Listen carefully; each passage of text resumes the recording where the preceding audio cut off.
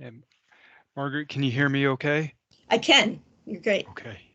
Thank you for that introduction, and thank you for inviting us today to talk about the Europe District program. And I'm definitely going to be joined by Lala. There's one other individual I want to introduce. Everyone does know Lala. A couple new individuals though. Myself and Justin Weatherwax is our new DPM, or Deputy District Engineer, for programs, and he's on the line as well, and will be participating today. But I want to thank you. I haven't been on as many SAME meetings as I would like, um, but I think the last one I was on in July. And this is a great team. I looked at the number of individuals. At last count, it was 97. So I know it's both a good afternoon and a good morning for some of you. I saw some familiar faces, and it's exciting to see. But extremely important members of our team, and we tried to make the point at the small business, and I'll make it again today. But we couldn't execute the mission without you, especially in this environment.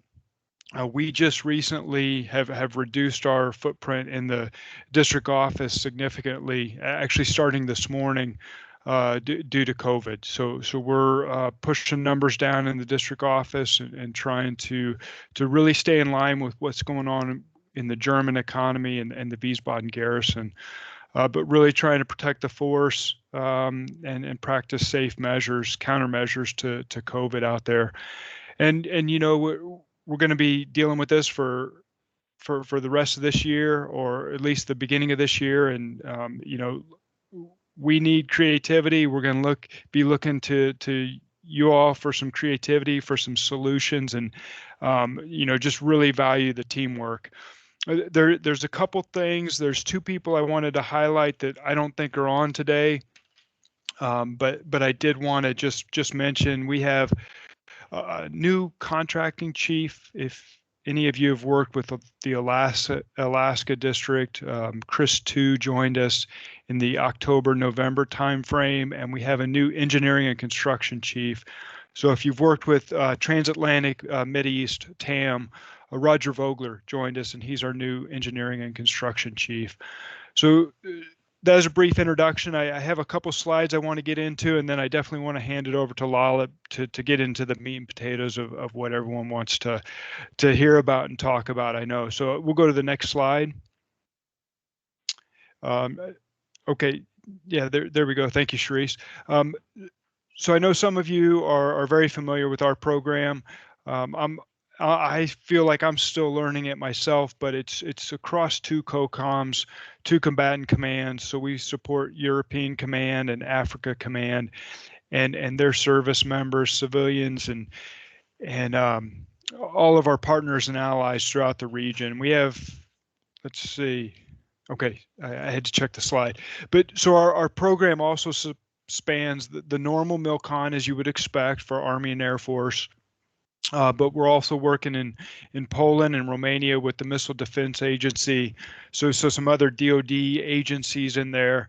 Our DoDEA program, which probably many of you have been part of, but it's extremely exciting. Just right here in Wiesbaden, we've built two schools for actually the kids of the parents who work for the district. So it's an extremely exciting program. It's a $1.5 billion program, and we're only halfway through. We have normal operations and maintenance supporting the garrisons throughout Germany, Italy, Belgium and the Netherlands, and then some great interagency program as well. Israel, haven't been able to travel to Israel, but extremely excited to get there and see our team out there, and then a number of other programs right there, all supporting EUCOM and AFRICOM as we work through there. I think as we look at this, a couple more highlights. Europe and the region stayed in the news from the Poland and the Enhanced Defense Cooperation Agreement that was signed earlier this year and ratified by or earlier last year and ratified by Poland in November, as well as the SecDef's announcement towards the end of July. Created quite some discussion and some some interest with both our partners and our teammates as we worked through last year, and still a lot to be done on that. Change in administration, and we'll see where that goes. And then the other thing I wanted to highlight with AFRICOM is this past year we were able to stage a project engineer on a PCS, so a permanent changes station in Nigeria.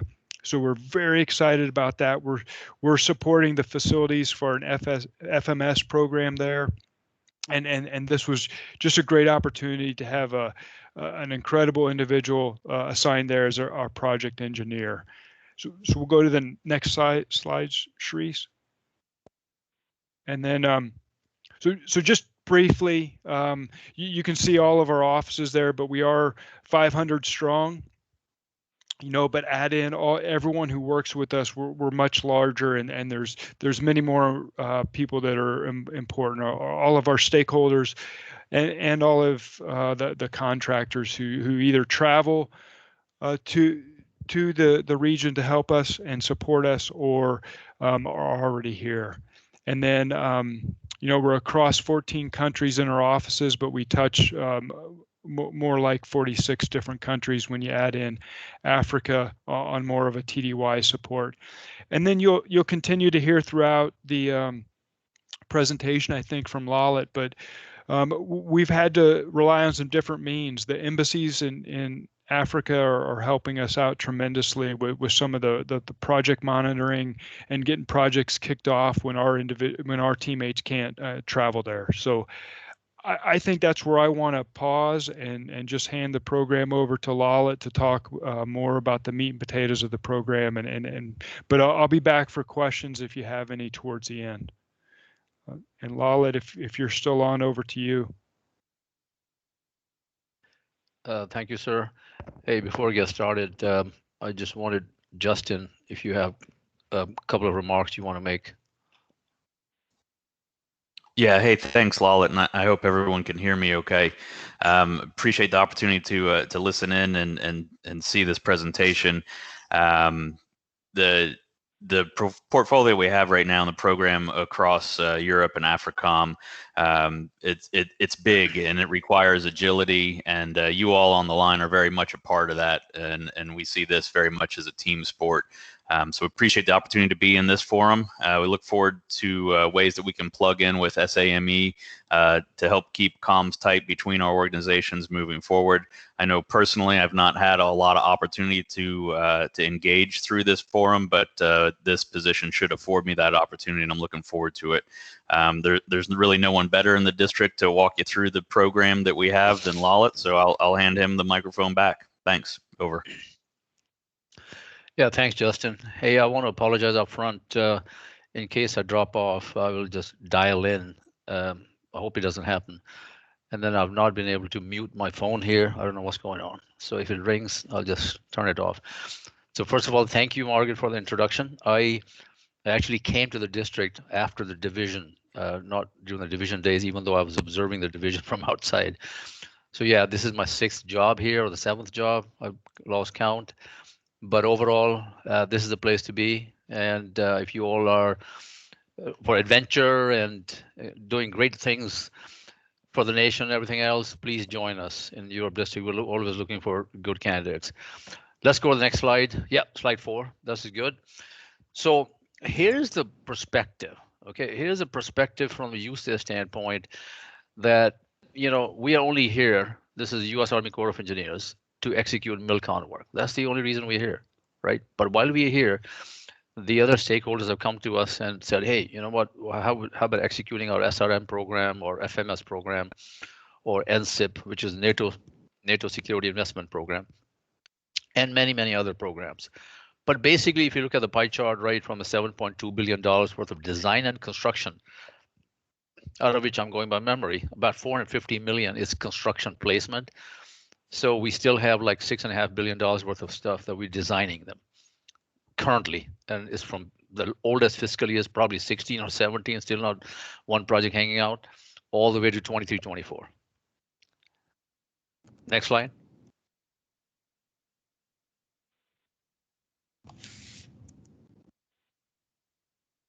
this is how the pie is split out with different way. And you can see most of you understand, if not all of you understand the various programs we got. See the biggest chunk there is Rob MC, which is the Rhine-Ordnance Barracks medical clinic replacement.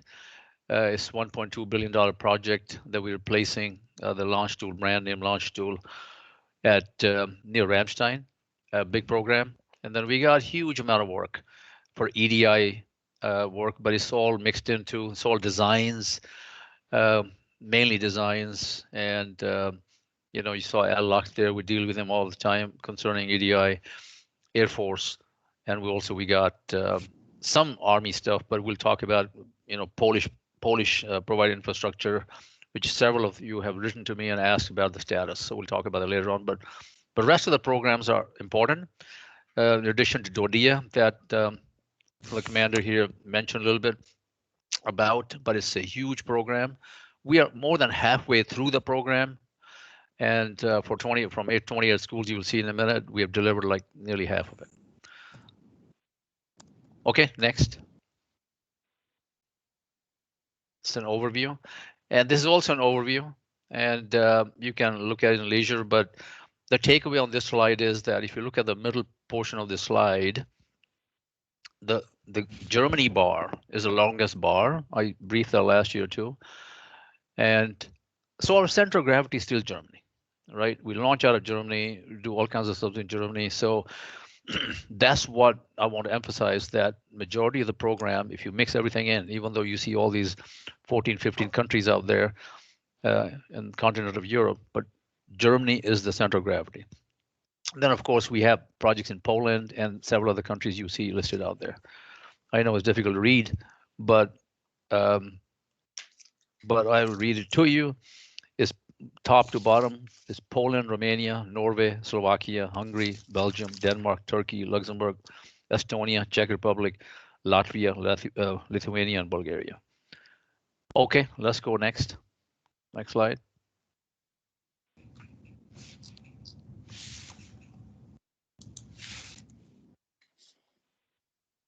This is the non-MILCON program. In other words, you know, we talked about the MILCON before, right? You can see that we have, you know, $2 billion worth of stuff, which is not even MILCON, out of which the biggest portion is the SRM work. You know, yearly, we are doing $180 to $200 million worth of stuff, small to medium-sized projects that we renovate for various stakeholders throughout Europe. And of course, we have a large FMS program being executed mainly in Israel. But in the meantime, we picked up this NATO Security Investment Program, NSIP, which is very exciting, which is like NATO funded. And it's primarily right now for USARA, even though we have a couple of projects from the Air Force that we're constructing bulk fuel in Estonia. But we have a flagship project, I call it, being constructed in Powidz, Poland. So NSIP is a big deal. Let's go next. Yeah, so this is also, again, the same way, you know, even though it's non-MILCON, the reason we want to point it out to you is that it is very, very important. These are small to medium-sized projects, but the execution, timely execution and within a year execution is super important. So that's where we are showing you this slide here, that there's a huge amount of work to be executed, which is non-MILCON. And MILCON, as you know, mostly in Germany, is indirect, going through the German government. Okay, let's go next. Anyway, I will not read every country, but this slide, the takeaway on this slide is that even though we are in European Union here, right, but every country has different construction design requirements. Germany is very mature so far, and it tells you exactly how to do it, you know, but there are unique things in there. If we go to the German government, it's always like unit price versus lump sum that we do. We're used to, and we have to stick to several German contractual laws and regulations. But every other country listed out there, right, has unique requirements too. So you all know that, whether you are AEs or whether you're construction contractors, you're totally aware of that.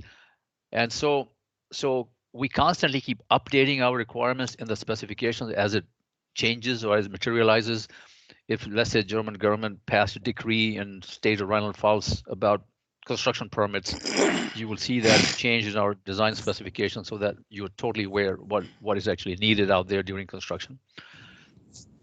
And same thing with all the other countries. Just to point out that currently Norway, Slovakia, Denmark, and Czech Republic, we the US do not have country agreements, but with OSD policy lead and UCOM, they are working those country requirements. Okay, let's go next. So several of you always ask for status of these large major deliverables, which are strategic in nature, and I'm glad that you're keeping in touch with those. And some of you are actually taking part in it. This project is still the same. Nothing has changed as the isometric view shows you. We still have the Serpentine building and the D&T clinics in the back. Front portion is 5-story. This is a $1.2 billion project, and we have several increments. We are in the last increment in 2021. If you go out there, you will see the trees are gone, and the entire area is cut out there, and most of the utilities and the site preparation is nearly complete. All we have to do now is to award the vertical construction that you see there and finish it. But it's easier said than done. We got several challenges, but through the German government, we're making it happen. And it is a very, very challenging thing, and very complex, by the way. You know, how many times I say to stand up and say, we are lucky, even though sometimes I say I wish I never had it, but we're lucky how many times you get involved in building a hospital, right? But sometimes I say, man, you know, I wish somebody else was doing it. But it's very complicated. But we're making it happen, and we are one big team here, but very proud of it. Let's go next.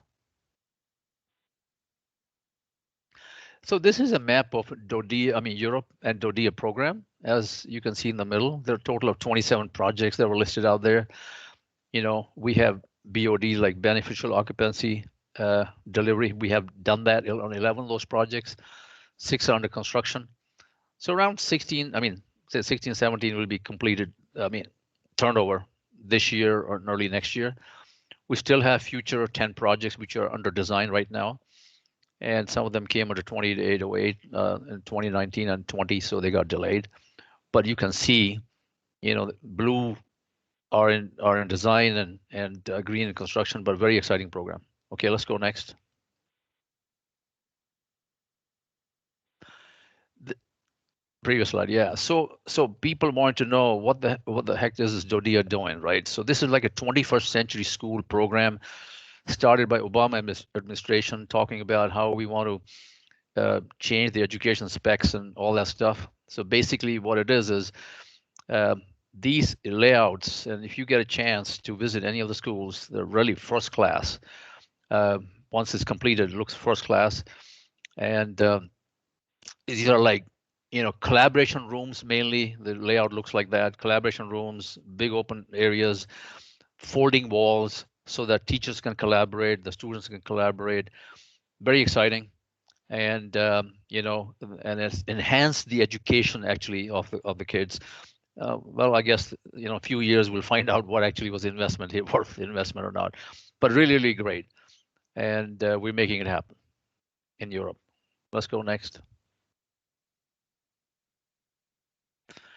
And this is the EDI program.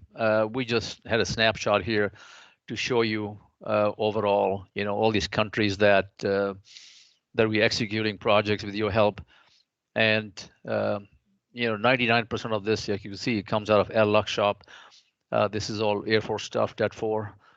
But really exciting stuff. You know, we're making some things happen. Some things are being held up by the country agreements or whatever, but it's spread out all over Europe. Mainly similar projects, by the way, nothing like unique to every country or whatever, but similar projects. You know, it's like runways, extension of runways, taxiways, parallel taxiways, hazardous cargo pad, squad ops, MSAs, munition storage areas, etc. So similar in most of the countries. Let's go next. So this is, I call it a flagship project. You heard Joe Copeland talk a little bit earlier on. So he's the key personnel from USARA who helps us build this project. So this is mainly for USARA, Army, and there are 3 projects associated with it, by the way. This is we call it APS, used to call it APS, but now it's called, LTISM there, long-term equipment storage and maintenance. Bunch of warehouses that you can see. This project has been awarded and under construction now. We cut the trees the first phase, second phase, we did the utilities, site prep, that's completed. And then the facilities, the vertical construction is going really, touch wood, really good. And we plan to finish the completion summer of 2022. A great flagship project for USARA. And while I'm there, I also want to tell you that second project is the railhead, which is also under construction, which connects that site there to a munition storage area. And that is under solicitation right now. Okay, let's go next. This is the MSA area I was talking about, and that is right now it's advertised right now. RFP is out, and we plan to award this contract. Very complex again, with a funding stream. We got Air Force Milcon, we got NSIP money, and some FMS money from Poles as well to build some igloos for them too. Very exciting, but very complicated funding wise. So our plan is to award this sometime May, June timeframe this year, and start construction and complete it by no later than March, April 24. Okay, let's go next. Israel program, exciting program. The main key takeaway right now for for Israel program is the bed down F-35. We are on the 4th and the 5th phases of it. There are, I think, approximately 50 planes that Israel has acquired, and we have delivered half of them. Not we, the U.S. has delivered half of them, and we have delivered the bed down for all those planes, and the remaining are coming in the next 2-3 years. And that's the key takeaway on this slide here. In addition to, we do roughly $100 million a year of these facilities, which you will see listed out there, typical projects, barracks and command and control facilities and intelligence facilities and stuff like that. Over. Next slide, please. So let me introduce you this slide. Okay, so here's what happened. So the story is that, the President of the United States and the President of Poland signed an agreement, okay, way back. And the agreement called for the US will support Polish defense, and we, the US, will send rotational forces in Poland, and the Poland was going to pay for it. Okay, all the infrastructure, everything else was going to be paid for the Polish government. That's what was actually agreed upon between the nations. And of course, as the democracies go, it was handed down to the State Department to go further negotiate. And so they negotiated a document called EDCA. I've never heard that before either, but Enhanced Defense Cooperation Agreement. That was signed in mid-August of last year. And then after that, of course, the step is they handed over to the COCOM, which was UCOM in this case, and said, okay, go ahead and set up an infrastructure subcommittee and start negotiating the IAs, implementing agreements. So I'm looking at some of the names there, Tate Jordan being one of them. I'm just preaching the choir. So just bear with me. The program was estimated to be $2 billion. It could be $3 billion. We don't know. But roughly recently they said this program is going to be, Paul said that, hey, we plan this $2 billion to be 10 to 15-year program. Okay. So right now where we are, our UCOM is negotiating the IAs, okay, implementing agreements. How are we going to design, award, construct these projects? So we are in the middle of that, but mainly is for rotational forces, and the bottom where I say USACE, what is USACE role? That's where you come in. Is that our role, right, as an agent, is to give them criteria packages.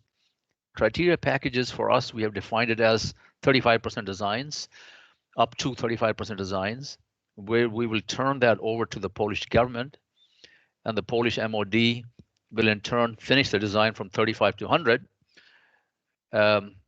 And we, the US and the USACE, will review those submittals between 35 and 100, like 65 and 100 or 95, and they will incorporate those comments. And then we will finalize it 100%, and then Polish government will advertise the project in their open market or whatever the process they're going to come up with, and award the construction. And they will actually construct and complete the facilities. And during construction, we, the USACE, with the help of Army and Air Force and other components, we are going to provide selected construction oversight, construction surveillance. Okay, so we're doing design surveillance and construction surveillance for mainly to look at US mission items are met and US criteria are met, like NFPA, making sure that ABA is met, making sure that the mission layout is met, things like that, or ATFP is met. For US required stuff, that's what we, the US, will have eyes and ears.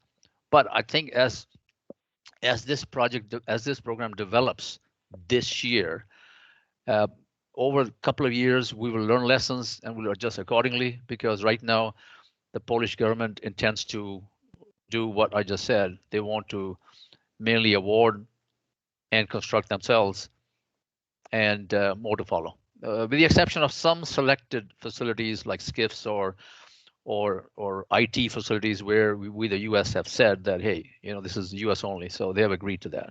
But there are very, very few. But it's a large, exciting program, but very complicated again. And many of you know about this, but they asked me to put it on there, so we did. So we can answer questions later on. Let's go to the next slide. And I will speed it up now. The next slide is a depiction of exactly where we are. The flags represent where the potential projects are going to be spread all over Poland from the US forces. So Army and Air Force and some SOCOM facilities. Let's go next. Okay, this is the main meat and potato that you all are looking for. So I won't read it, but you can have it. I'm sure you will post it somewhere. This is what we have upcoming projects, like we do every year for UCOM and AFRICOM, all those other countries, in 21 and 22. So you can see that mainly humanitarian assistance projects, like people who are used to doing these projects, this is recirculation of similar projects for this year, 21. Okay, let's go next. And these are the projects which are going direct contracting. In other words, without going through the German government. These contracts, some of them have started design already. Some are close to award, but this is our commitment in 2021 mainly. And then later on, you see 22 and 23 projects listed on there that will plan to go direct construction. Okay, design and award and construct direct. Direct means people who don't understand indirect versus direct. It's like as if you're building back in the United States. We'll go out on the street, award ourselves best value, and away we go, as opposed to indirect, which means we are mandated to go through German government, but not on this slide. Let's go next. This is also direct, same as before. And you can see the fiscal years there, and they are being adjusted. Several projects were in 2808 list. This is a list that came out where the previous administration took the funding from several people, but we lost close to 37 projects, 1.2 or 1.5 billion dollars worth of stuff against the border wall. And those projects, fortunately, we were able to convince. We means like people like Al Lucht and Joe Copeland were able to convince that, hey, let's keep the design going, and we kept the design going. And now the word is that some of the money may be coming back because change in administration and about $1.5 billion worth of unobligated funding against the wall. And I heard it yesterday that they were asking questions like, hey, if we gave you the money, when can we obligate? So more to follow. Let's go next. Also the same thing, nothing else to say, but a comprehensive list that you can actually look at it and send us questions and we'll answer. Let's go next. And I'll run through this. Israel contracts, the Israel program, very exciting, but this is the 2021 and 22 program that we're working on. Okay, let's go next. These are the base contracts. Okay, a lot of you are very much interested in bidding on these contracts, but these are the contracts for 2021 IDIQs for construction-based contracts. You can see we're about to award Hungary actually, and Romania is out on the street and or will be on the street soon, and Bulgaria JOC. Actually, Romania is about to be awarded. We got the bids in, so Bulgaria, Romania JOC is coming out. Germany MATOG is out. SCIF is to be coming out later on in the year, and then Israel design bid build and north and south. We already got the proposals in, but the design build is going to be sent out later on, probably April, May timeframe. Let's go next. Yeah, and these are the AE base contracts in 21 we're thinking of. I mean, Romania, Bulgaria, Hungary. I think we already have those proposals in, also for the Baltics. But Rob MCR commissioning and IDIQ, or it'd be slightly larger than 1 to 10 million. It's going to be more. This hasn't been finalized yet to be sent out, but it's coming out later on the year. Same thing for the USAG Bavaria and the Turkey AEs as well. So those three, the bottom three, are still to be sent out. Hey, Okay. Lalit, this is Margaret. Yes, Margaret. I just want to jump in and just to make sure you're clear. We started at a later time than usual, so we are not in any hurry. We're not due to finish until 2 o'clock. So you don't need, I think you were trying to hurry a little bit and you don't need to. Okay, I'm sorry. Yeah, I didn't hear that. So yeah, okay, I'll slow down slightly. Yes. Okay, thank you. So yeah, these are the AE contracts that are yet to be sent out. See, I was looking at a different time frame, so thank you, Margaret. Let's go next.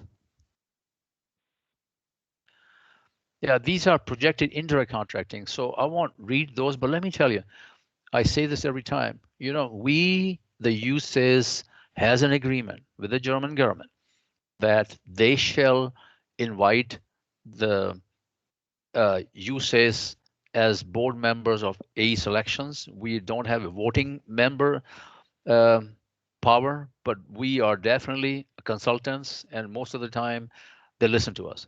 So I strongly recommend, we've been saying that for the last 4 or 5 years, we have an agreement, USACE does, maybe the others do not, that a joint venture is what we prefer, or at least a US AE should be considered. And the only thing that they keep reminding us that some of the stuff that they get, that US firms are not registered to work in Germany.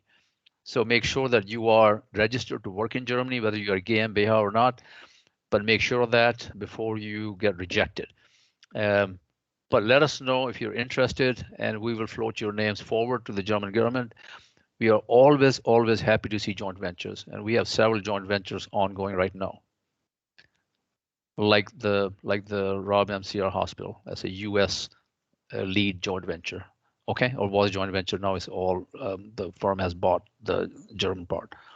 Okay, next slide. So these are more indirect projects upcoming in future years and this year. Either they will be on the street soon, or they are going to be on the street, or they're going to be advertised for AE selection. So I will strongly tell you that you should forge your relationships with the local BAWAMs. And if you need any help, please let us know, and we'll be happy to assist and point you in the right direction. But these are large projects, okay? And these are mostly funded. If some of them are not funded, but mostly funded. Let's go next.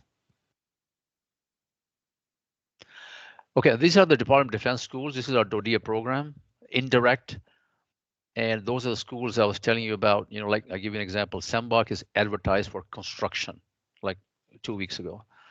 Spengdahlem Elementary School is actually completed design. It says 2808, but yesterday we filled out a form saying that, hey, if we gave you the money for Spengdahlem Elementary School, can you obligate? So those projects may be coming back, but all the other projects are in different stages of design. And some of the designs are not even started yet, or maybe one of them not started yet. Okay, let's go next. So yeah, I should have slowed down earlier, Margaret. This is my last slide, but I'll tell you a few things that I always say. Look, especially in COVID environment, the bottom list there, challenge of COVID-19 is impacting everybody. But I'm telling you, we are relying, we the USACE and US forces are relying more and more on the industry. The reason is because you are spread all over. You are everywhere, or you can get to it much faster than we can get to it. So not only we are a team together, we are relying on you to make it happen for the U.S. mission. We have to be diplomats in every country. So whether you are there, you are representing us solely, the U.S. forces. You are not only representing USACE. So if your people show up at a site, we are expecting that they represent us, and they are doing the best job they can. The same thing with us. When we show up and our field offices are taking some measurements for you, definitely we need to be held accountable for making sure that we represent your company, to make sure that we are one team together and that we are holding hands and really making it happen. So I cannot tell you, emphasize enough that everybody, whether you are construction, AE, components, US, whatever the team you are in, we are one team together and we represent that one nation, that we go out with a front foot and actually represent us, whether in Romania, Bulgaria, remote sites, that's where you all go. So the industry here I'm talking to is that we're relying very heavily on you all during COVID to actually execute most of our projects, if not all of the projects, because sometimes we have serious issues getting there. So, and several times the A's have been there much faster because their local offices are there. They can take measurements, they can do geotech. So we're making it happen. You know, even the COVID environment is there, I have not heard a single decree or a single directive from the chief or from anybody else says, hey, you know what? Why don't you just slow down a bit and just do 50% of the work, right? So it's actually more. It's actually more now than we had ever before. And it's sometimes stressful, but you were making it happen. So working virtually is a big deal for us. You all have helped us by launching some platforms that we don't have. We have done independent technical reviews on your platforms, virtual platforms. You have more capacity, better bandwidth sometimes, and the U.S. government is catching up. But we really need to help each other out and execution of the work. The budget impacts, right? I mean, I can tell you as of day before yesterday, the word out there is that there is an exercise going out there that all those $1.5 billion worth of stuff that we lost in 19 and 20, they're thinking about, hey, some of it may go back, but not guarantee yet. But we might be in a frenzy in a few months from now, seeking your help on completing designs or awarding or whatever. The Polish infrastructure project is brand new to all of us. So we are presenting, you know, US for US forces, but we just want to make sure that you are tied right in there because several of the designs have been done by several of you. And now we're handing over some of the designs to them. We still have about 100 projects to design, 100 I'll tell you around in the next 5, 10, 6 years or whatever. But we still need to do that, proper accounting for it and who's going to do what. So that's an upcoming program. That's new on this messaging today. All the others, most of you are aware of it. But the workload, the message here that I can tell you on Colonel Dagan's behalf is that for the USACE workload, it's not decreasing. It is not decreasing. It's the contrary, slightly on an increase in certain areas. Okay, but we got to be cautious. Like the PPI program, Polish Provided Infrastructure, there's not much money attached to it. Very little money attached to it, but we got to execute the program. So overall, we have a solid program. We need your help, whether you are doing construction services for us, whether you're doing architect engineering services, environmental services, or construction contractors, performing contract in all these countries. The work is not going away. We do not have any other information other than keep on going what we have, more Milcon coming up. And I cannot thank you enough, and I can't tell you how proud we are to be part of the US organization here, that we get to design, build, and award these large projects which actually make a difference. I personally now, the last many years, I personally believe in the cause and personally believe that what fortunate we are collectively, all 100 of us, on the 101 on the list right now on this call, that we are part of this huge giant program and passionate about it, and really can't thank you enough for the partnership that you have given us. And We work as a team, and we're transparent to each other. So please let us know if you have any questions, and I'll just stop right there. And Margaret and Sherry, over to you all for any questions. Thank you. So Lala, thank you so much for your very, very thorough presentation. Sorry for the confusion on the timing, but what that means is that we've got lots of time to go ahead and ask questions. And we've gotten several questions, but for one thing, what I'd like to say, as far as these questions, some of you have added them in the chat. I would encourage you to continue to add them in the chat. Also, I want to note that feel free, this is a great time for an exchange of ideas. So even if you just want to provide some input to the district, you can go ahead and add that. Another thing I'd like to add is that you can feel free to raise your hand. And in amongst the questions, I'll call on raised hands and you can come off your mic and go ahead and provide your question in verbally.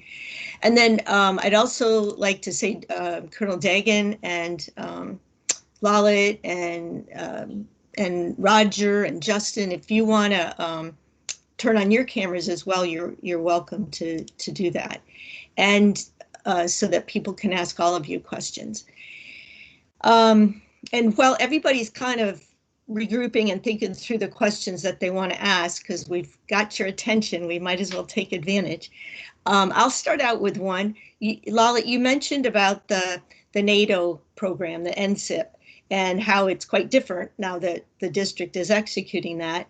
And so I'd like you to talk just a little bit more about what's the significance of that? What are the kind of projects you expect to see? And what makes this so different in the execution from the district standpoint, from our standpoint? Yeah, so I'll start out, but the expert here in the room is Joe Copeland, and he's going to assist me, I'm pretty sure, if he's on the line. Here's what it makes it different. We have never, ever in the history of USACE here have executed a direct NATO project. We haven't done it. This is the first time we're doing it, right? So here's how it happens. You know, like the USAR project. I mean, Joe Copeland, got to give him a lot of credit. He actually lobbied for it, went to the ambassador, got him turned around, who lobbied the NATO, all the infrastructure committee and the NATO nations to say, hey, you know what, this is a NATO requirement, you got to pay for it. And the last administration, was always for it, that every nation pays for it and NATO needs to pay more. What we had done is this. NATO has a pot of money. I'm going by memory now. Let's say they have €1 billion a year. I think it's close to 750 million a year. We, the US, contribute 23% to the NATO pot, right? So what happens is NATO does their own projects on their own. By default, the host nation under the NATO regulations, they are the host nations, like in Poland. If the project is executed in Germany, Germans, they execute the projects through their own contracting method. In this Polish project that we have, we got that converted with USAR's help, and mainly Joe Copeland here, is help to convert that into US as a host nation. US as a host nation. So we, the US, got the direct funding from NATO, and also we had some MCA money, we have some FMS money. We combined all that money and built the MSA, which is 54 igloos, for example, and you will see in a minute where I'm getting to. 54 igloos, okay? 29 for the Army, 20 for the Air Force, 5 for the Poles. What a complicated structure that was. So the funding, and then NATO put restrictions on. You have to meet NATO standards. So in other words, we cannot go on open competition on FedBiz Ops. Even if we do, that's restricted. If it's NATO money, it is restricted to countries from NATO countries only, restricted to contractors from NATO countries only. So that's brand new. So we had to learn that process, like how do we do that? But it's still best value, still under FAR. I take it back, still under FAR, but with those limited restrictions. So like Al Lucht, he got NATO money for fuels in Estonia. So we had that project design and build ready to be awarded under MILCON. But because the US is pushing to get NATO money, we got NATO money. I think Al, 73% of it was NATO money. So we took the 73% of the NATO money and applied to it, and the rest was through normal MILCON. So it's accounting and the regulations there, Margaret, are making it complicated for us to execute, where not everybody who is able to to bid on the contract, if they're not part of the NATO member countries, are not able to do it, like Austria, or if you have Austrian company, or if you have a company out of Sweden, they can't either. So that's the NSIP funding. So I think we'll get more and more of that in future. So Joe, did you want to add anything to that?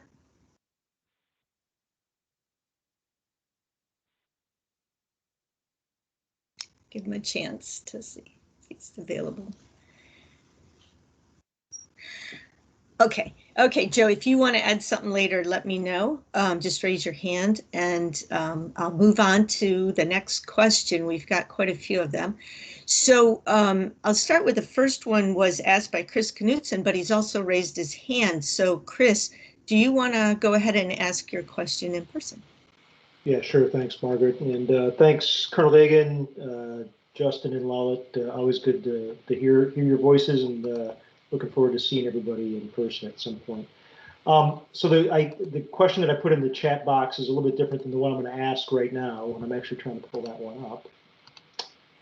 So bear with me a minute here, because I actually was studious and wrote these down as we were going along. So here we go. All right. So and I realize that this one may be a little bit of a grenade in the room, but I'll throw it out there anyway, because it was one thing that wasn't brought up in the call today, but some may have it in their mind. So under the last administration, if we hit the rewind button and go back into July, 29th of July to be exact, there was a big force posture statement that was made. And I realize that we're in a different space and a different place now, and there's always a lot of ifs and who knows, and things could change. But I am curious to hear if there's been any, and will there be any, anything coming out through USACE as we look down the road related to the UCOM move to Mons, and any kind of considerations that you foresee that might be underway with regards to either planning, design, or delivery, because no doubt this is going to be a program measured in billions. And we'll have a lot of engineer work, both through the Corps and obviously through industry. So just curious for your thoughts or anything that you might be able to share with us all. Thank you. So hey, this is Lalit. I can just start it off. We do not have any official tasking yet, but inquiry from UCOM. What will it take to do a study? And Shanita, who's on the line here, she's actually working on the study. Study means on the scope of work, and it'll be unfair, for us, the USACE, to move forward and say this is what's happening. But if anybody from UCOM is on the line and prepared to talk, they can do that. But right now, I can tell you that that's the only thing the USACE has: inquiry and figuring it out. Like, what do they want? Because within UCOM, I think they're still figuring it out. That's all I know. Over, as of like even 2-3 weeks ago.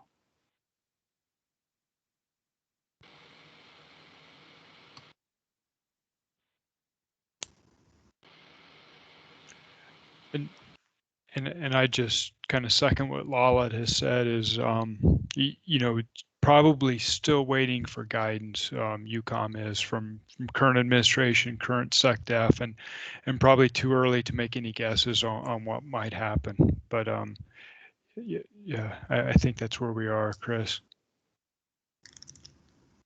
All right, thank you, gentlemen. Appreciate that. Thank you. And I just want to point out too that I'm trying to give a little space in between questions for people to come off mute or to react. So that's why I'm just slowing things down a little bit. Okay. Chris, let's go ahead with your question that you posted, which is there a cohesive service component infrastructure facility plan for Poland? And can you share insights into how the overall program will be managed to ensure cross-service management? This will be a considerable stakeholder and governance challenge.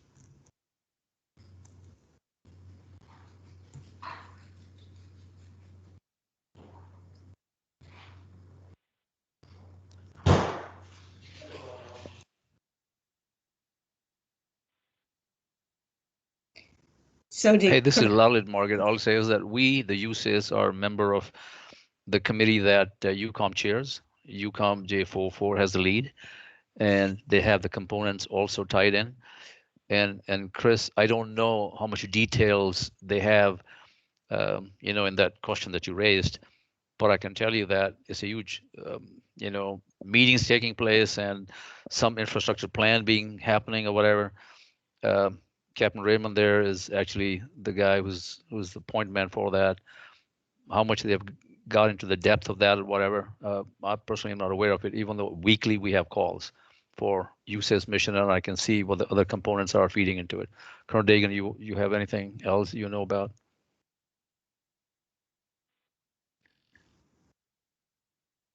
No, Lalit, I think you hit it right on the head. Services are cohesive in the discussion, very open, and UCOM is running great working groups, but very much still in the infancy of the program and the planning, and just doing a great job there. Nothing specific like you asked yet, Chris. So this is Trey Jordan. Hello, everybody. I'll give you a little bit of insight from my prior experience with the J44, and then talks with Captain Rhein-Main that I've had in my current capacity in private industry. I know that UCOM J44 is hiring somebody through one of the big companies, basically as a consultant to sit on the staff and have oversight of that. And I know that when I was at UCOM this last time, that there were efforts, and Chris, I don't know that you were part of those specifically at the time. This was about 3 years ago, to try to pull the service components together and get a consolidated way forward in countries like Poland. And I think that Captain Raymond still intends to do that. I won't speak for him, of course, right now, but with all the things that have happened politically and enhanced defense cooperation agreements this past year, I think Colonel Dagan and Lalit, you're spot on. It's in its infancy, and as we get more dollars and more Polish zloty going into the infrastructure there, things will be developed. But as it is, the Joe Copelands of the world are working with the UCOMs and the folks there at USAFE, et cetera, to try to make it all work together and play in the same sandbox. Over. Thanks, Trey. So, and I think, while it's still in its infancy, as Colonel Dagan said, maybe after this subject has a little time to develop at UCOM, we can get Captain Raymond to come on board and give a focused program on that, Sammy. Okay. Next, Al Luck, you had your hand raised. Did you want to say something on this topic before I move on? No, I saw Trey come on and I just naturally deferred to him. He's subject matter expert. I was only going to add is a lot of this is being discussed in crafting of an implementing arrangement under the enhanced DCA. There is recognition for joint ADPs at all these installations in Poland, and I'll just leave it at that. Great, thank you. So a next question comes from Aaron Justice, and he's asking, are the 2808 projects on these slides in design for design only, or have you been able to get the construction funding back on? And maybe, I don't know, Charisse, if you can pull that slide up, if that's not too difficult. While she is pulling it up, the answer is no. Zero construction money has been distributed back to us, but they are in design. So the plan would be to get them in design and then wait and see what happens? Most of them, with the exception of very few, are already in design. Several of them we're waiting even funding. So the second part of the question, do we have any construction money already coming back? The answer is no. So the key is to keep designing it and complete the design, because we never know. This administration is now going through the whole process. I'm pretty sure, this is me, personal opinion talking, we'll get some back here. Okay, we'll definitely get some back here. So we are excited about that too. And we floated yesterday some projects which are on shelf, ready to go. So that's where we are. But we have no construction money right now from 2808 released back to us. Great, thank you. So, and Alan D is asking, what is the procurement timeline for the SCIF MATOC? Secure facilities. Yeah, so the current one, the current secure MATOC that we have will probably be short of some capacity later on this year. So our aim is to award the new SCIF MATOC late September, if not between October, November. So in other words, we intend to publish it, RFP it in late spring, early summer timeframe. Okay, thank you. Okay, and then from Christian Corloni comes a question. The slides did not present the recent pre-solicitation on the environmental and HMHW compliance MATOC. What's the expected timeline for that RFP and selection and award, if you know? I apologize for that, but there was some juggling going on in environmental branch, so I don't know the answer to that. And we will send it to you. If you can send me the question, we'll get you the answer. Okay, I'll make sure you get that. Sure. Christian, was that was on the one in Bavaria? No. Thank you. No, it's actually I think is the old UCOM AOR. The Bavaria is a different one. Okay, so the all UCOM one. Okay, we'll make sure they get that question and get an answer back. Thank you very much. Appreciate it. Sure thing. Okay, from L&D again, the question is, what is the procurement timeline for the controlled humidity warehouse in Wiesbaden?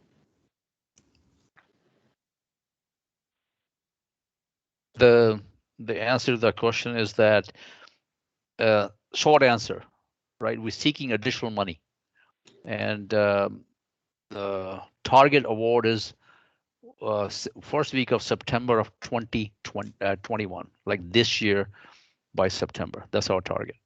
But we request additional funds. That was target to award, you said?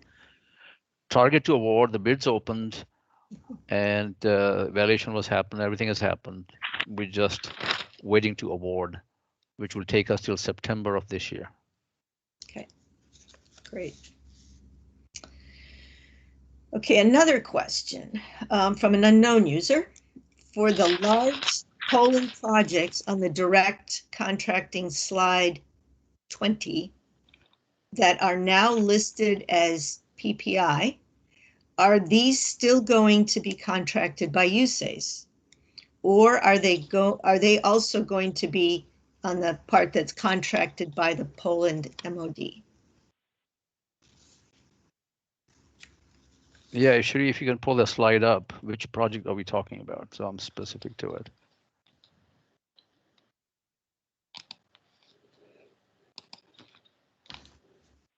Give Sharice a minute.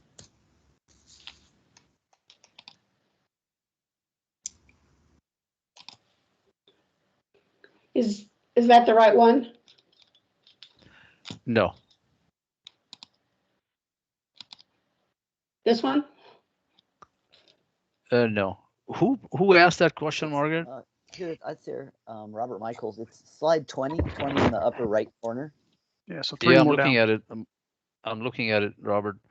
So Slide That one. this one? what was your question, Robert? Question Well, is see- all those PPI.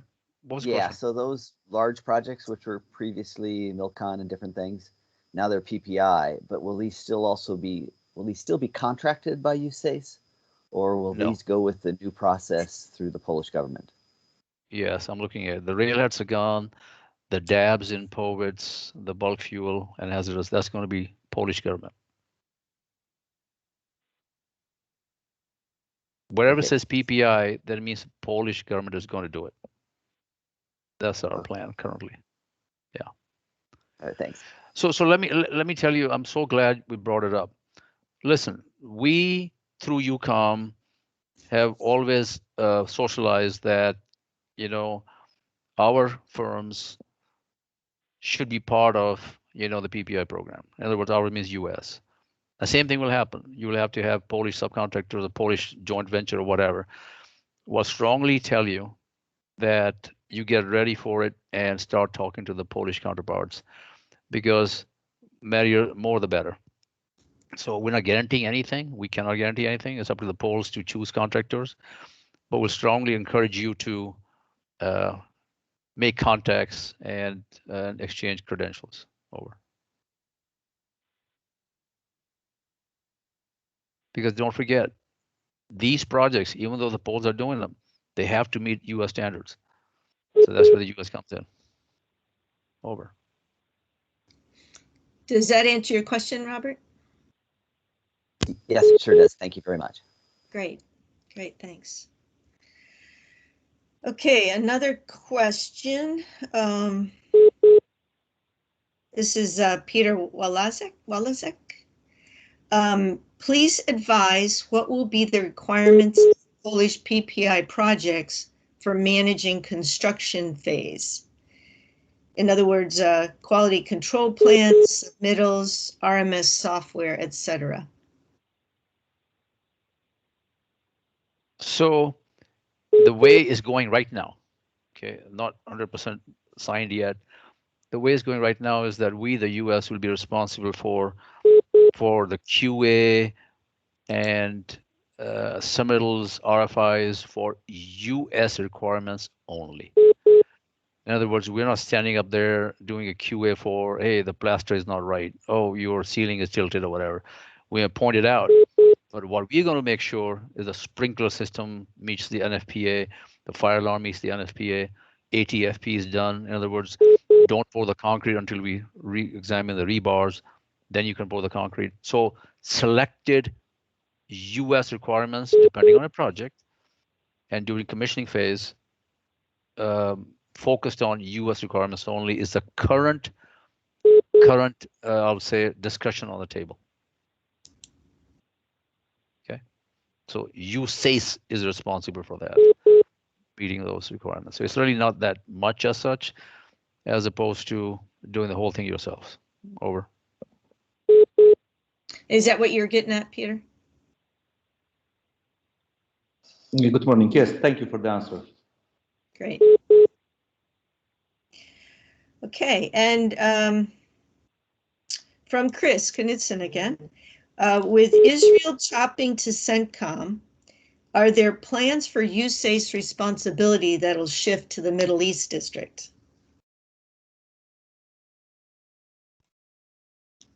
Well, I'm sure Colonel Dagan can chime in there, but basically right now it's under discussion, Chris. You know, the way USACE works, they align the divisions and districts as per the COCOMs, but not always. Greenland is one of them. Okay. So don't know yet, but Colonel Dagan, if you're on the line, you can chime in, but I don't think we have a way forward yet. I think it's a very good question, and no, nothing's been discussed or directed to us yet. But I would just share we're prepping our leadership in New York with all the information they need to just have some good discussion at USACE headquarters when the topic does come up. So, but nothing official yet within USACE with respect to that. Great, thank you. All right, from, I'm not sure who this is, BE, has asked about a question about slide 24. So we'll maybe give Charisse a chance to get to 24. And the question is, there's a $97 million secure contract listed. What quarter or month is this expected to come out? At one point, there was discussion of a larger FY22 secure contract. Can we expect another secure contract next year, and what is the anticipated size? Yeah, that was a similar question before. I I said that our plan is, it says 2021, that's our aim, but it may spill into 22 award. There is no other contract to follow this contract that we have under plans for at one stage. The questionnaire is exactly right. We were talking about 200 million and above, but we have to show requirements. Actually, we need it. So it's right now at 97 million that we can able to justify. The plan is to send it out, I would say late spring, early summer, to go out, if not sooner than that, but I don't think it will be sooner. And aim is still to award by September, but it could spill into October, November. So just to clarify, there's an existing SCIF MATOC that's nearing capacity. You're going to award one more, and there's no others. No others. Okay. This is a 5-year requirement, the 97 million. Okay. I think 3 base and 2 option years. Okay. Another question is, do you have a time frame for the announcement of the Israel North-South MATOC selected companies? The timeline, you mean? Yeah, it looks like, yeah. When will those be announced? So I will say imminent, which could be 1 day to 3 weeks. I'll tell you, that's the timeline. I'll say 2 to 3 weeks, Margaret. Great. Yeah. All right. I'm going to put you on the spot a little bit and see if you have any input. You had mentioned, Lalit, during the course of the briefing about doing work in Germany and how you really want to encourage, or you really want the bidders to have a joint venture with a U.S. firm. You want U.S. firm participation, and how everybody's got to, though, have a German registration. So that's great input for industry, especially if they aren't as experienced in this region, to understand these things. What sort of other, tips, desires, best practices you'd like to see come out of industry that you can share? I mean, what are those times where you're just hitting your head on the wall and saying, I wish they would know better, or I wish they would just do this? What do we as industry need to know from you? Any thoughts on that at all? Yeah, make USACE a cheaper price. No, overall, I'm telling you that I think, the best thing we can do always is share lessons learned. I hope we do that SAME, or I mean, I have not seen it, but I hope you do it. Let me give you an example. Several times the Germans, I mean, sometimes even the German government will tell you, oh, Mr. Wadwa, you told us to hire these 4 AEs, and we competed and we hired them, and now you're complaining about, the design not being perfect or whatever because during construction happened. And a few years later, right, a new company enters the market with the Germans, and they are going through the same challenges. The lessons learned between firm A, I'm talking only AEs first. Lessons learned. If somebody, like, I'm just picking company X, right? Company X has experienced stuff with the Germans. I think we should share it. You should share it among ourselves. Like, hey, by the way, unit price, they have this requirements. I forgot about the permitting documentation. Oh, this has changed or whatever. It's a reteaching of the US is what they're challenged with. There aren't that many, but there are few where I think it'll be nice to have like a forum where you do. I mean, SAME, I saw the forum that you have, but lessons learned working with the German government and shared among ourselves. Because I see the names, several of them are experts. They know exactly what it means. But unfortunately, when the new companies enter the market or whatever and doing designs, Germans are saying that, hey, why do we have to retrain the people? They should be trained already or whatever. That's one.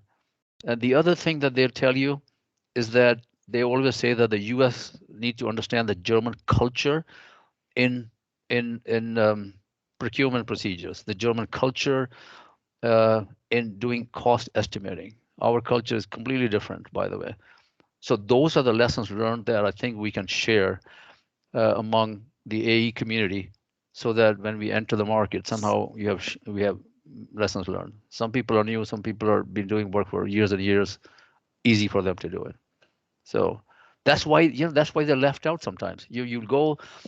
It's not like a selection we do in the U.S., right? People are asked to do presentations. You come to a room, you present your firm and similar projects, or they'll ask you, how are you going to do this project? How are you going to build a school? So it's learning from each other, right? Will enhance a lot, because we would like to see US, so do the Germans too. They would like to see US enter the market because it makes it easier for them, easier for USACE, easier for the US, so that they can understand, hey, this is what the school looks like, man. This is what USRA is looking for the JOC, the Joint Operations Center, stuff like that. So encourage always to have US teams for US centric projects. Great input. Thank you. Okay. To any of you that are from the Europe District, even if it doesn't apply to industry or members of SCME, what would you be willing to share? What are some of the challenges that the district face? What do you see, Colonel Dagan? I mean, you're looking at everything with fresh eyes. What are some of the things that stand out that you grapple with day to day in Europe?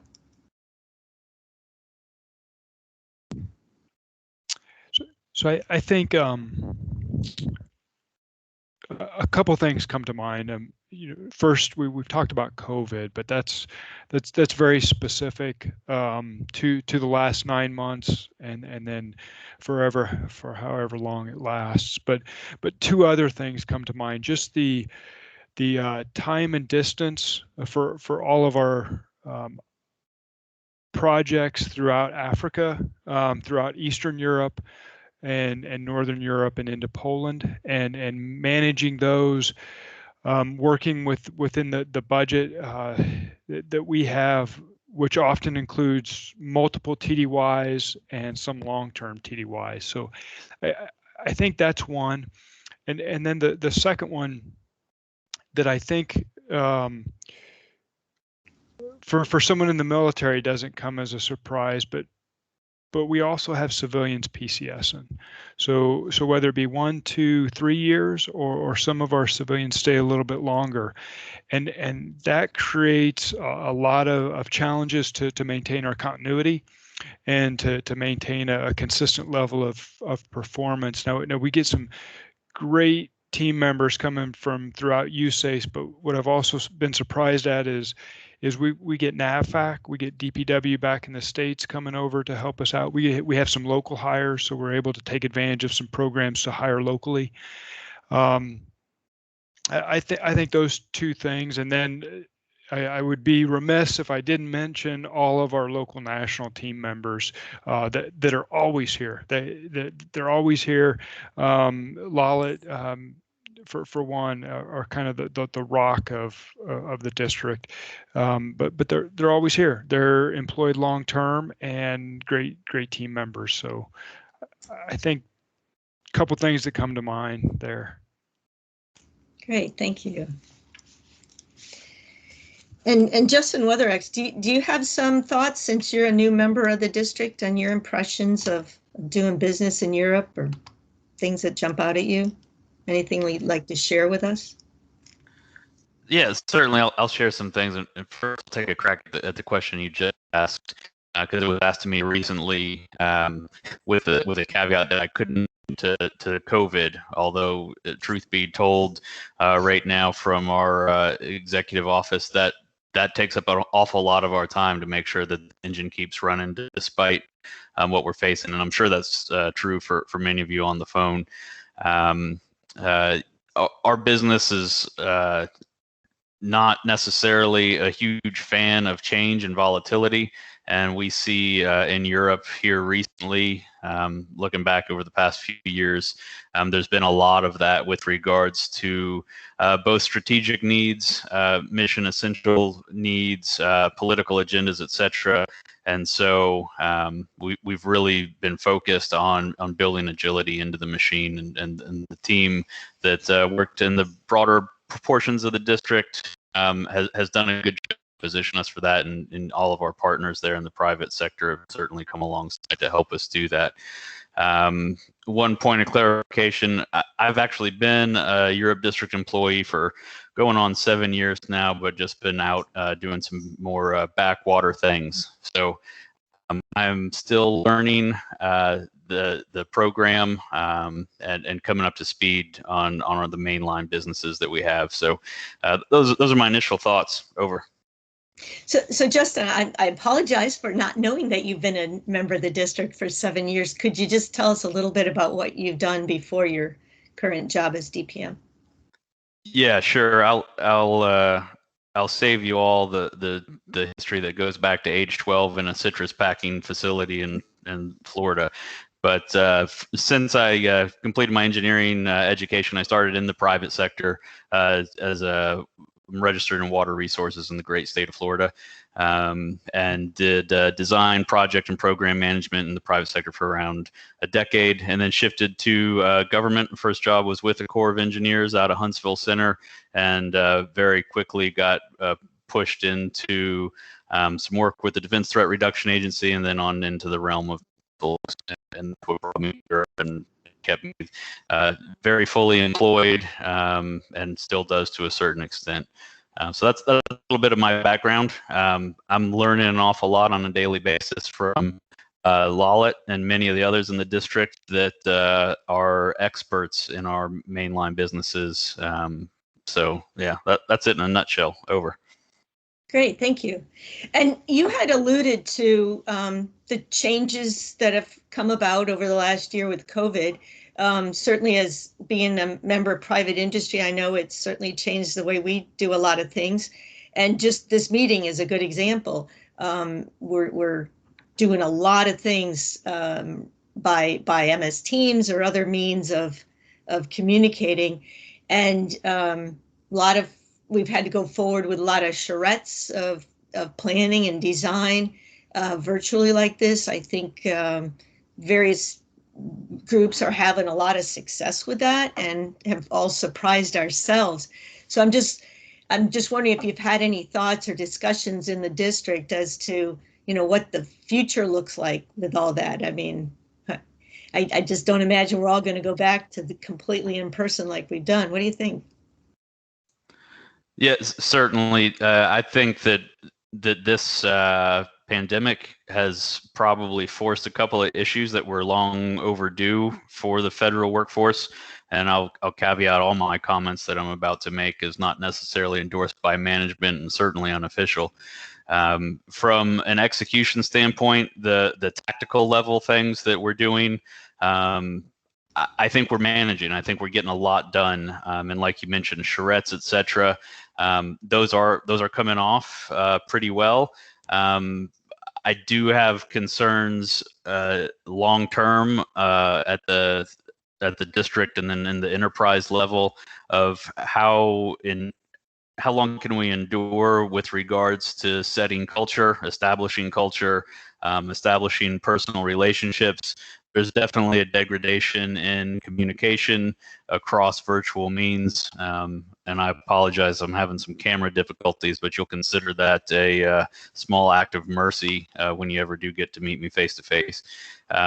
So yeah, I think we're trying to embrace the opportunities and some of the benefits that come with a virtual world. My personal hope is that we settle on a hybrid model and that we get there soon. We certainly don't have clear guidance from OPM or DoD on what it looks like for us, but in all of the forums where we're able to engage and provide our thoughts, I think we're going to end up on some sort of a hybrid path that maximizes some of the efficiencies that virtual work and even remote employees may have through our model. Over. Great, thank you. And as one who helps establish the programs for SAME, as you know, I mean, this is a very open organization, so it's a great forum to provide ability for government to interact with industry in a sanctioned manner. So I, don't say anything now, but, I'd encourage you or the rest of the district to tee up ideas for us that where we can help facilitate maybe some of this, culture building, for instance. I'm thinking in terms of partnering type meetings that we could facilitate through this forum, and anything to bring people together to help increase communications. We're very glad to support the district in any means, or USAFE as well, however we can help facilitate, because we all want to just do a better job supporting our government as we can. We do have a few more minutes. If anybody else, you want to raise your hand and ask a question, this is just a wonderful opportunity to engage the district's leadership. I encourage you to do it while we can. I'll give a minute for anybody else. While you're thinking about raising your hand, we did get another question in from Peter.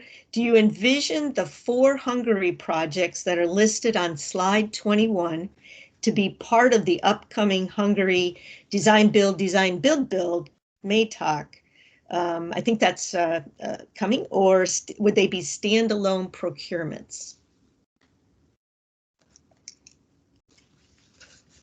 Give Lalit a chance to think about that. Yeah, those 90%, they're going to be standalone. But I'm not 100% sure on one of the 4. But the others are definitely standalone.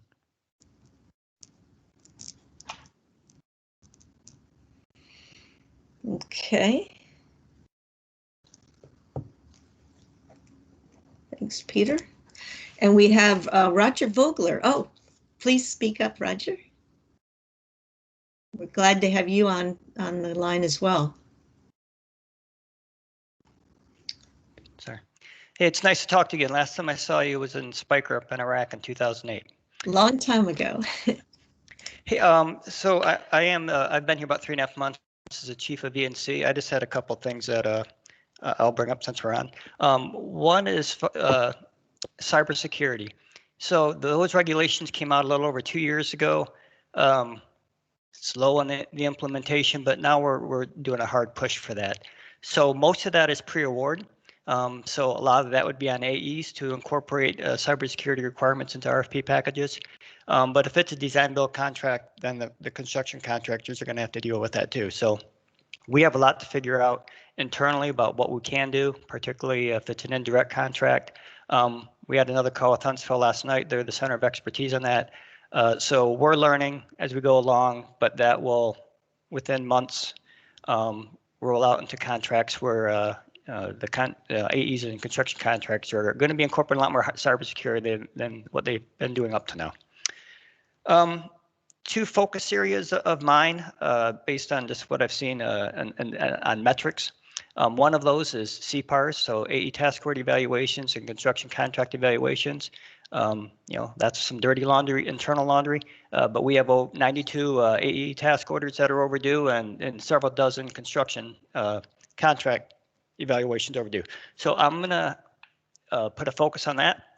I would ask that when it comes time for the contractors to do their part and return those to be responsive. And frankly, if some of these are years old, then the timeliness in doing those is more important than the quality of the write-up. So we will be more responsive to those in the future. And related to responsiveness, at an LAR this morning, there was a slide where one of our mods was, there's lots of mods over 180 days old, but one of them was 450 days old.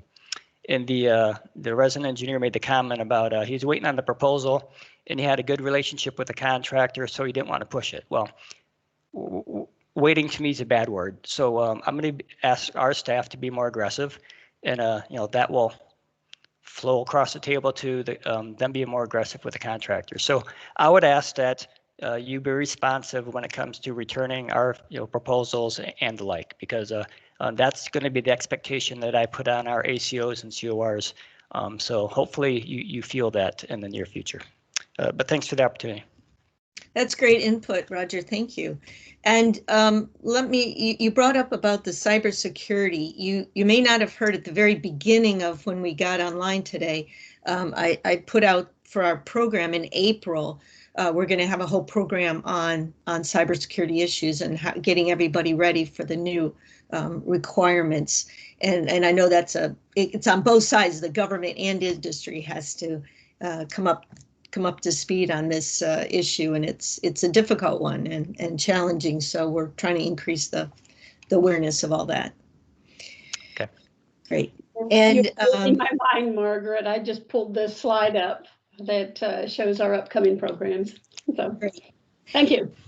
Thanks, Charisse. Yeah, we're trying to plan farther out. We're trying to alternate to get both industry and government contributing and having a voice in this forum. So that's there. Okay, so I've got more questions came in. Let me see. From Trey Jordan, how is the district headquarters building on Clay Concern? What's the status of that? And when do you anticipate to start moving over there? And will there be anything left in the Amelia Earhart building after that?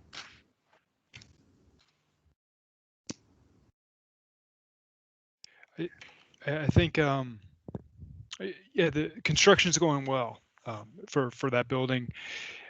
We're targeting October of 2022 for move-in, and I think probably, there is just recent discussion of maintaining the AEC. No decision to do that, but I think there is or will be a request soon to maintain that building and the whole facility. So I think that's what we have in the future is absolutely the AEC remains U.S. installation is the preference of leadership within Europe, and I think now that we have a couple 4 stars and General Cavoli saying that he wants it, we'll see how that goes, but I would anticipate it likely remaining U.S. Okay, great. Thanks for that input. That Amelia Earhart Center has quite a history. For some of you may not know, USACE used to be headquartered there in Wiesbaden, and the hospital was nearby, and Amelia Earhart was the bachelor officer quarters, so to speak, for the nurses. And it still has that character of individual rooms. Yeah.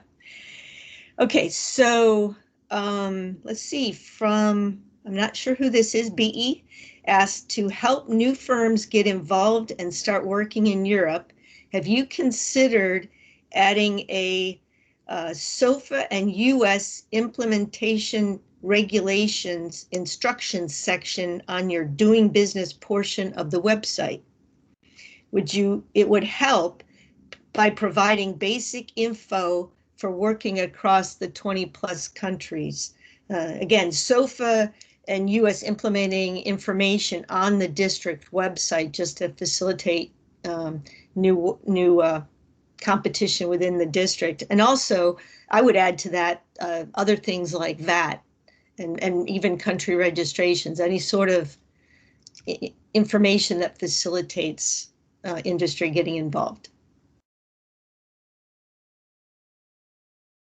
Not sure it requires an answer as much as a input for the district leadership to consider.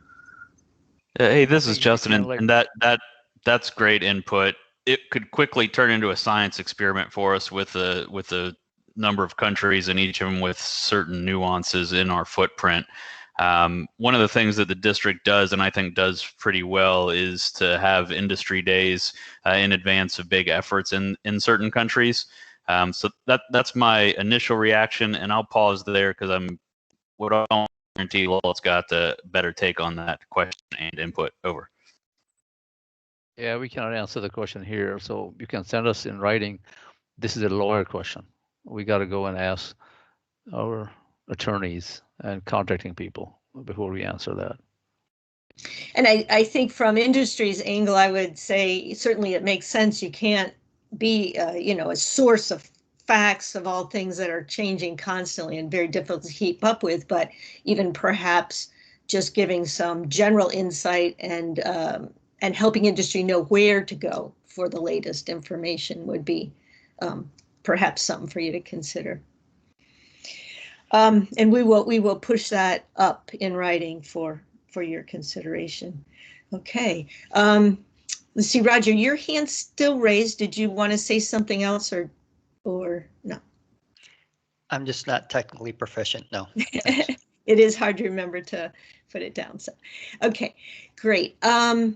Any other last questions, guys? We've got just a couple minutes left. I don't want to stay on for, oh, we do have another question.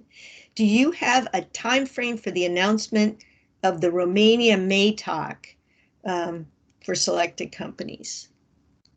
I think the Romania design, or the AE contract just came out today. But you're talking about the construction contract? I think they're talking about the construction May talk. Right? Yeah. Yeah, I will say February, sometime in February. We are nearly there, but our aim is to award it in February. That's our target currently. The target. Okay. Great. Well, that is all the questions. I'll give one more minute if somebody's got a hot pressing issue. It sure has been great to have this much time with the district leadership. I know how very, very busy you all are, and I know this takes a lot of effort on your time. And Lalit, we appreciate all the preparation that went into your presentation as well. It means a lot to everybody. As you saw, we had 106 people on at one point. Had 108 at one point. 108. Margaret. So we got a lot of interest. I would say this even tops the interest in the Torrens, but we'll see what comes in March. But yeah, we'll be engaging John Benson and his team to talk about the Torn process in March. So again, Colonel Dagan, want to welcome you to the district. I hope you're having a great first half a year, and you still got a lot of time under your belt there. And Justin, welcome to your new position, and Roger, it's a lot of new leadership, and then we've got continuity from Lalit. And again, I just thank all of you so much for your time today. And I will turn it over at this point to our president, Charisse, for her closing comments. Yeah, I want to thank everybody that stuck on the call here to the end. I think this was a great exchange. I especially want to thank Lalit, Colonel Dagan, Justin, and Roger for your input. Hope to see you soon. And thanks everyone for joining, and we look forward to seeing you at our next events. Thank you very much. Thank you, and be safe.